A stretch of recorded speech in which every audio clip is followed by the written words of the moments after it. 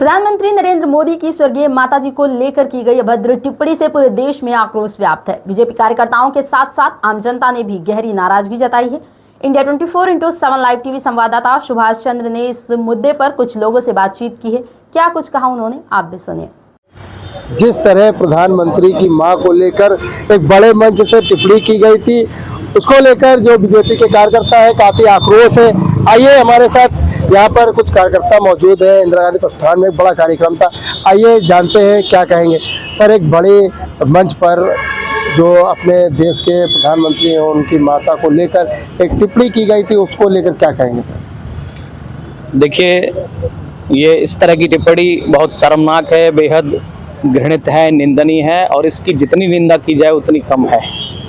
और देश के प्रधानमंत्री नरेंद्र मोदी जी अकेले देश के प्रधानमंत्री नहीं हैं, बल्कि इस देश की 140 करोड़ आबादी के जनता के प्रधानमंत्री हैं। तो ये अपमानजनक जो टिप्पणी की गई है, जो अपमानजनक भाषा का इस्तेमाल विपक्षी दलों के द्वारा, खास तौर पर जो इंडी गठबंधन के राहुल गांधी कांग्रेस पार्टी के जो युवराज हैं, जो कि भारत का प्रधानमंत्री बनने का सपना जो संजोए हुए हैं, तो देश की जनता इस तरह की भाषा को न कभी स्वीकार की है, न कभी ये स्वीकार किया जाएगा।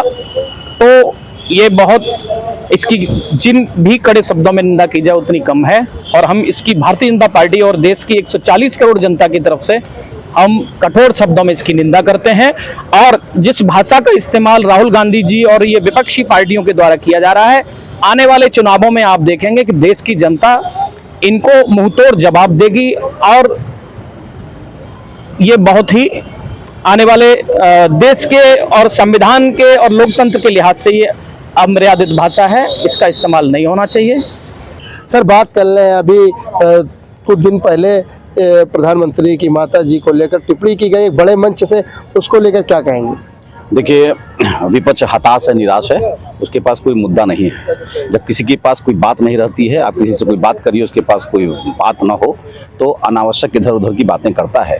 और आपने देखा होगा कि बिहार में कांग्रेस और राजद के मंच से जिस प्रकार देश के यशस्वी प्रधानमंत्री की माता जी के बारे में जो ऊंची हरकतें की गई हैं और जो गाली गलौज किया गया है, निश्चित तौर पे ये उनकी कुत्सित मानसिकता का परिचायक है और इसको देश की जनता कभी माफ करने वाली नहीं है। बिहार के साथ अभी तक जिस तरह एक दूसरे के ऊपर टिप्पणी होती थी, अब ये तो एक बहुत बड़ी बात है जो देश का नेतृत्व कर रहे हैं उनके ऊपर टिप्पणी करी जा रही है, माता जी को लेकर की जा रही है, उसको लेकर क्या?